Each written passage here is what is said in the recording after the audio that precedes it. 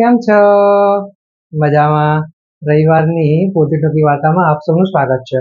મારા મિત્રો, એવું કહેવાય છે કે વ્યક્તિ જ્યારે કમ્ફર્ટ ઝોનમાં જતો રહે છે ત્યારે તેને ખબર હોવા છતાં પણ ઘણા બધા નિર્ણયો નથી લઈ શકતો. મારા મિત્રો, આ જ વાતને વાર્તા તરીકે ખૂબ સરસ રીતે લખાઈ છે. આજની જે વાર્તા છે તેનું નામ છે સૌથી ભયંકર મોત. એક પ્રયોગની વાત છે. પ્રયોગમાં એવી વાત છે કે એક તપેલીમાં પાણી લેવામાં આવે, એ પાણીની અંદર એક દેડકાને નાખવામાં આવે અને પછી પાણી ગેસ ઉપર મૂકીને પાણી નીચેથી ગેસ ચાલુ કરીને પાણી ધીરે ધીરે ગરમ કરવામાં આવે. શરૂઆતમાં એકદમ ધીરે ગેસ રાખીએ છીએ એટલે પાણી ધીરે ધીરે ગરમ થાય છે. દેડકો અંદર પાણીમાં છે, તપેલીમાં છે. તપેલીની હાઈટ એટલી ઊંચી છે કે દેડકો કૂદી શકે એવું નથી, છતાં બી પ્રયત્ન કરે તો કૂદીને બહાર પણ જઈ શકે છે. ગેસ ચાલુ કરવામાં આવ્યો, ધીમી ધીમી પ્રચલિત આગમાં તપેલી ધીરે ધીરે ગરમ થવા માંડી, પાણી ગરમ થવા માંડ્યું. તો દેડકો શું કરતો કે જે જગ્યાએ ઠંડુ ગરમ લાગતું તો બીજી જગ્યાએ જતો રહે જ્યાં થોડું ઠંડુ લાગે, હજુ ત્યાં થોડું ગરમ લાગે થોડું આમ આવતો રહે. ટૂંકમાં ધીરે ધીરે જે જ્વાળા પ્રજરી રહી હતી, પાણી જે ધીરે ધીરે ગરમ થઈ રહ્યું હતું, તેમાં દેડકો પોતાને એડજસ્ટ કરવાનો પ્રયાસ કરતો હતો. આ પ્રયાસ તેણે ઘણા લાંબા સમય સુધી ચાલુ રાખ્યો અને એક સમય એવો આવ્યો કે તપેલીનું પાણી એકદમ ગરમ થઈ ગયું અને હવે તો દેડકાને ખૂબ દઝાવા લાગ્યું, તેની ચામડી બળવા લાગી અને તેણે કૂદવા માટેનો પ્રયાસ કર્યો, પરંતુ તેણે જે એડજસ્ટ થવામાં પોતાની એનર્જી, પોતાની શક્તિ વાપરી, તેના કારણે તે લાંબો કૂદકો નહીં લગાવી શક્યો. તેણે ખૂબ પ્રયત્ન કર્યા, ખૂબ જોર લગાવ્યા, પણ નિષ્ફળ રહ્યો.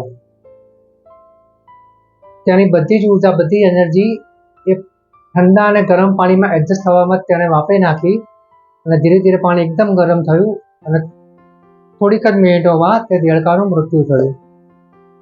દેડકો મરી ગયો. હવે આ દેડકાનું મૃત્યુ થવાનું કારણ શું? મારા મિત્રો, એ આજનો સવાલ છે. જો આની પર વિચાર કરીએ તો એવું થાય, એવું આપણે સમજી શકીએ કે દેડકો તેની આજુબાજુ જે વાતાવરણમાં બદલાવ આવી રહ્યો હતો તેનાથી તે અજાણ હતો. કદાચ જો તે જાણતો હતો છતાં પણ તે અજાણ થવાનો પ્રયત્ન કરતો હતો. એટલે મારા મિત્રો, વાત એવી છે કે આપણી આજુબાજુમાં વાતાવરણમાં કંઈક બદલાવ આવતો હોય, કંઈક ચેન્જ થઈ રહ્યો હોય તો આપણે સજાગ રહેવું ખૂબ જ જરૂરી છે. આંખ આડા કાન કરીશું તે નહીં ચાલે. આ જે વાર્તા સૌથી ભયંકર મોત, તે આપણને ઘણું બધું શીખવી જાય છે. જો આની જગ્યાએ દેડકાને એકદમ ખદબદતા ગરમ પાણીમાં નાખવામાં આવ્યો હોત તો દેડકો તરત જ કૂદીને બહાર નીકળી ગયો હોત. પરંતુ અહીંયા થયું એવું કે દેડકાને કમ્ફર્ટ ઝોન મળી ગયું અને કમ્ફર્ટ ઝોન તેને એટલું બધું સદી ગયું કે તેને બહાર નીકળવાનો વિચાર પણ નહીં કર્યો અને ધીરે ધીરે પેલું પાણી ગરમ થવા લાગ્યું, તપેલી આખી ગરમ થઈ ગઈ અને દેડકાએ પછી પ્રયાસ કર્યો બહાર નીકળવાનો, કમ્ફર્ટ ઝોનમાંથી બહાર આવવાનો, તો ત્યાં સુધીમાં તો સમય વીતી ગયો હતો. બસ મારા મિત્રો, આવું કંઈક આપણા જીવનમાં પણ બનતું હોય છે.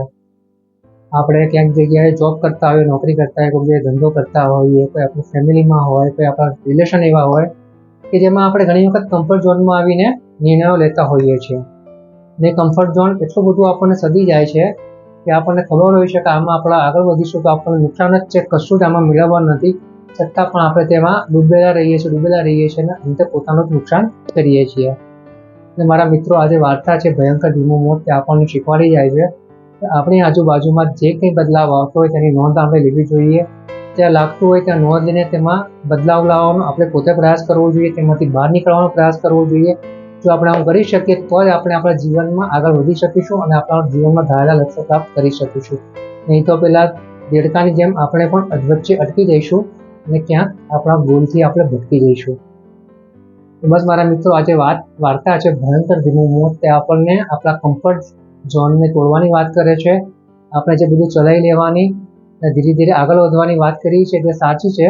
તો જ્યાં ચલાવી લેવું ના પડે, જ્યાં આપણને ઓપ્શન મળે, જ્યાં આપણને કંઈક સારું ને સાચું મળતું હોય, સારું દેખાતું હોય, ત્યાં આપણે તરત જ થોડું વિચારીને નિર્ણય લેવો જોઈએ અને તેની આગળ આપણે કામ કરવાનો વિચાર કરવો જોઈએ.